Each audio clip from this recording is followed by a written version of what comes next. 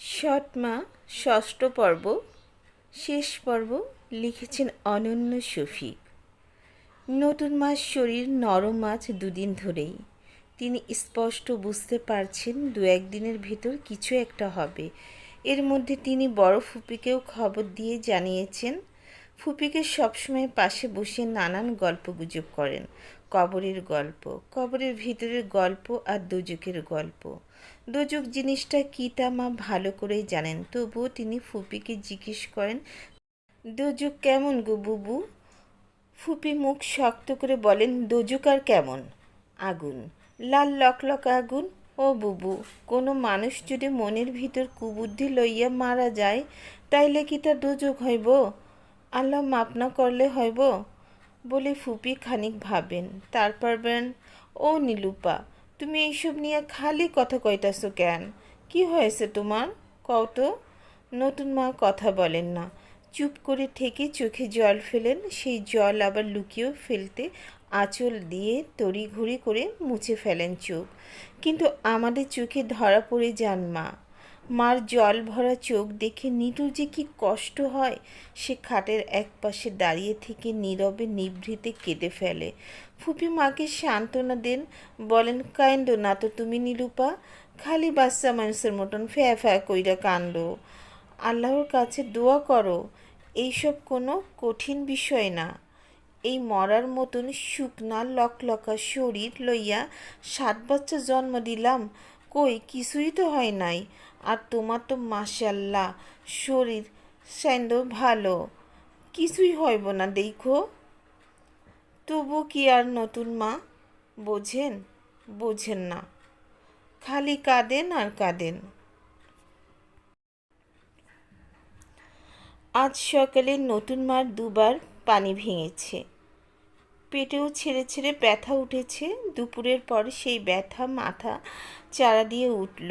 আমরা ভাই বোন ঘরের বাইরে বসে আছি। ফুপু বলেছেন বসে বসে দোয়া জপতে। জন্মদাত্রী মায়ের জন্য সন্তান দোয়া করলে আল্লাহ সেই দোয়া ফেরাতে পারেন না, কবুল করেন। কিন্তু তিনি তো আমাদের জন্মদাত্রী মা নন, সৎ মা।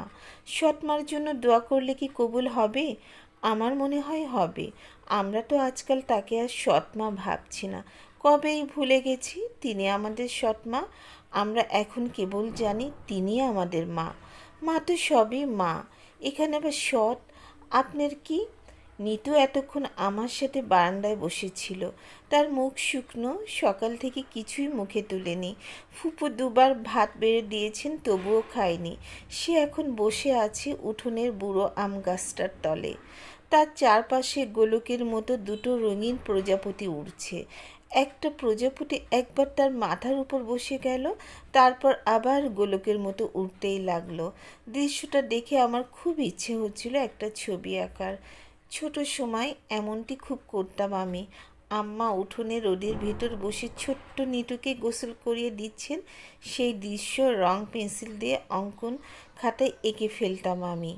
কিন্তু এখন নিতু আর তার চারপাশে গোলকের মতো উড়ন্ত প্রজাপতির দৃশ্যটা আঁকতে পারছি না। মানুষের বড় হতে হতে কত কিছু যে তাকে ছেড়ে যেতে হয়, তার কোনো হিসেব নেই। বেলা বাড়ার সাথে সাথে নতুন মার শরীরের অবস্থা খারাপ হতে লাগলো। আম্বিয়া ধাত্রী ফুপুকে ডেকে বললেন, কুলসুম, অবস্থা ভালো না কিন্তু কইলাম। কেন, কি সমস্যা চাচি? আবু বউ না উল্ডা,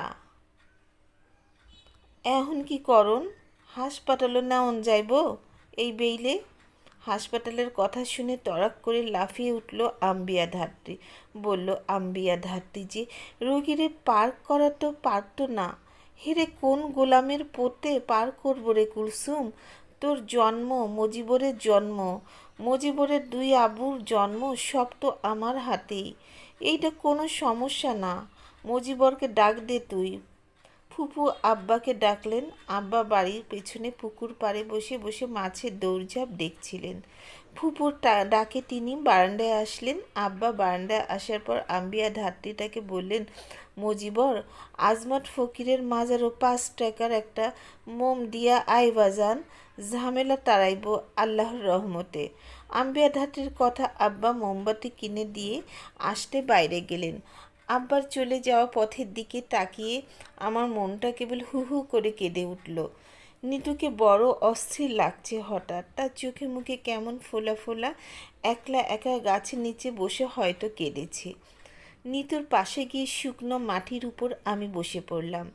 নিতু আমার দিকে তাকিয়ে বলল, দাদা, মানুষ খুব কেমন না রে? আমি বললাম, কেমন? নিতু বলল, কেমন যেন পাখির মতো, আদর দেওয়ার পরে উড়ে যায়। কি অদ্ভুত কাণ্ড! এই আমাদের নিতু, সেই ছোট্ট 5 বছরের নিতুর মুখে এত জ্ঞানগর্ব কথা। আমি খুব অবাক হলাম, খুব অবাক হলাম, কিন্তু কষ্টও পেলাম। নিতু কি তবে অন্যরকম কিছু টের পেয়েছে? মায়েদের কিছু হওয়ার আগে তার সন্তান টের পায় সব কিছু। আমি বললাম, এই নিতু, নিতু। নিতু অমনোযোগী ছিল খানিক সময়। সে আমার ডাকে চমকে উঠে তাকালো, বলল, মাথাটা খুব ব্যথা করছে রে দাদা, তুই কেঁদেছিস না? ধুর, আমি কি এখনো ছোট? কথাটা বলেও নিজেকে ঠিক রাখতে পারল না নিতু, নাক মুখ ভেঙে কান্না শুরু করে দিল। আমি তার মাথায় আলতোভাবে হাত বুলিয়ে বললাম, ছি নিতু, তুই না বড়, বড়দের কি কাটতে আছে? নিতু তার ভেজা গলায় বলল, আমার কিছু হলে আমাদের কি হবে রে দাদা? এসব কি বলছিস বোকা? আমার কেন কিছু হবে? কিছুই হবে না। এমন সময় সবারই একটু আধটু সমস্যা হয়, এটা তো স্বাভাবিক। নিতু বলল, আমার স্বাভাবিক মনে হচ্ছে না রে দাদা, খুব ভয় করছে আমার। এমন সময় হঠাৎ আকাশে মেঘ ডেকে উঠল। আমরা চমকে উঠে আকাশের দিকে তাকালাম। আকাশে কালো কালো মেঘ উড়ছে, সেই মেঘের বুক জুড়ে একটা সাদা রঙের প্লান তীব্র গতিতে পূর্ব দিকে চলে গেল। সেই প্লেনের দিকে তাকিয়ে আমার চোখ থেকে 2 ফোঁটা গরম জল গালের উপরে গড়িয়ে পড়ল। সেই জল হাতের আঙুলের ডগায় তুলে নিতু বলল, যতটা লুকোতে চেয়েছ তোমার অহর্নিশ, আমি তবুও দেখেছি তোমার হৃদয় নীল করেছে এই বিষ। নিতুর বলা 2টো লাইন আমার নিজের লেখা। আমার হলুদ রঙের ডায়েরিটা চুরি করে আড়ালে খুলে সে শিখেছে। এ 2টো লাইন কবিতা, তবুও তার বলা এ 2টো লাইন কি যে ভালো লাগলো আমার। মনে হলো লাইন 2টো আমার ভিতর ঢুকে গিয়ে সূক্ষ্ম একফালি তীরের মতো ক্রমাগত আঘাত করছে। আমি বললাম, এই নিতু, আমরা ভুলভাল ভাবছি রে, অতটা ভয়ের কিছু নেই। এই দেখ, আকাশে আর মেঘ নেই এখন। আমার কথায় নিতু আকাশে তাকালো। ঠিক তখন বাড়ির পেছনে ঝোপঝাড়ের আড়াল থেকে একটা নিষ্ঠুর কাক সমগ্র দুনিয়াকে বিরক্ত করে কর্কশ গলায় ডেকে বলল, কা কা কা। আব্বা ফিরে এলেন মসজিদ থেকে আসরের নামাজ পড়ে। তিনি বসলেন আমাদের থেকে একটু তফাতে। আমরা আব্বার দিকে তাকাচ্ছি না, লজ্জা করছে। নিতু এমনিতে আব্বাকে ছাড়া কিছু বোঝে না, কিন্তু আজ সে আব্বার ধারে কাছেও ঘেঁষছে না। তার বোধহয় লজ্জা করছে। মেয়েরা বড় হলে তাদের লজ্জা বেড়ে যায়। ঘরের ভিতর হঠাৎ খুব চিৎকার চেঁচামেচি শোনা যাচ্ছে, খুব বেশি হাউকাউ। আমার কিশোর বুকটা খানিক সময়ের জন্য কেঁপে উঠল। আব্বার চোখে মুখে প্রচণ্ড ভয়, আর নিতু এক লাফে বসা থেকে উঠে গেল। ঠিক তখন সমস্ত কোলাহলকে স্তব্ধ করে একটা শিশুর প্রথম কান্না ভেসে উঠল আকাশে বাতাসে। আব্বা তার মুখের ভয়ের ছাপ কাটিয়ে জোরে সুরে বলে উঠলেন, আলহামদুলিল্লাহ। তখন সন্ধ্যা হয়ে গেছে। আমরা ভাই বোন গিয়ে বসেছি মার পাশে। আমাদের বোন হয়েছে। ঠিক নিতুর মতন লাগছে দেখতে। নিতু তাকে একেবারে কোলে তুলে ফেলল। কোলে তুলে তার কি আহ্লাদি কথা, ও তিত্তির, তিত্তির, তোমার ক্ষুধা লাগছে? ভাত খাবা? না, তুমি তো আবার ভাত খাবা না, এখন তোমার দাঁত নাই। কি খাবা তাহলে তুমি? নতুন মার চোখ হঠাৎ উজ্জ্বল দেখাচ্ছে, কিন্তু সেই উজ্জ্বল চোখের রঙহীন জল। নতুন মা আমার কাছে ডাকলেন। আমি কাছে গিয়ে বসলাম। নিতুকেও ডাকলেন। নিতুও কাছে গিয়ে বসলো। তারপর আব্বাকেও ডাকলেন। আব্বাও আমাদের পাশে এসে বসলেন। আম্মা আমাদের দিকে তাকিয়ে মোলায়েম হাসলেন। তারপর বললেন, লোভ করা বিরাট খারাপ না নাইমের বাপ? আব্বা চুপ করে রইলেন, মার কথায় কোনো প্রতিউত্তর দিলেন না। নতুন মাইয়া আবার বললেন, নাইম বাজান, ও নিতুমা, মারে, তোমরা সাথে আমি বিরাট বড় খারাপ কাজ কইরা ফালাইছি। তোমরা রে হারাইতে গিয়া এখন আমি নিজেরে হাইরা গেছি। আমি জানতাম না রে বাপ, বাচ্চা জন্ম দেওয়ানোর যে অত কষ্ট। যদি জানতাম তাইলে এইরম পাপ আমি কোনো দিন করতাম না। আমার আগে কোনো বিয়া টিয়া হয় নাই, অল্প বয়সী মাইয়া হইয়াও তোমরার বাপেরে বিয়া করছিলাম শুধু এক খেয়ালেই। আমি নিজের সন্তান নিয়া সব সম্পত্তি দখলের বাসনায়।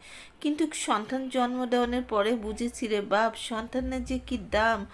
আজ আমি যে অন্য মার সন্তানের লগে এইরম কাম করবাম, আমি না থাকলে অন্য কেউ যদি আমার সন্তানের লগে এইরম করে। কথাগুলো বলে মা কেঁদে ফেললেন। তার দু চোখের কোল ছাপিয়ে জলের সরু নদী বইতে লাগলো। আব্বা চুপচাপ অন্য মনস্ক হয়ে সেখানে বসে আছেন। নিতুর চোখে হঠাৎ জলমগ্ন হয়ে উঠল। বড় ফুপুর শ্বাসও ভারী হলো। শুধু আমি কাঁদলাম না। মার ডান হাতটা আস্তে করে নিজের হাতের মুঠোয় তুলে নিলাম। তারপর গলার পৃথিবীর সমস্ত মায়া মিশিয়ে ডাকলাম, আম্মা। আম্মা হঠাৎ মোলায়েম হাসলেন। তার চোখে এক ফোঁটাও জল নেই। সারা ঘর তখন নিস্তব্ধ। সদ্য নবজাতকও বড় চুপচাপ চুপচাপ সমস্ত রাতের পৃথিবী। তবু মা আমার ডাকটা শুনলেন না। তিনি শুনলেন তার প্রভুর ডাক। আমার চেয়ে তার প্রভুর ডাক ততটা প্রিয়। সবাইকে ধন্যবাদ।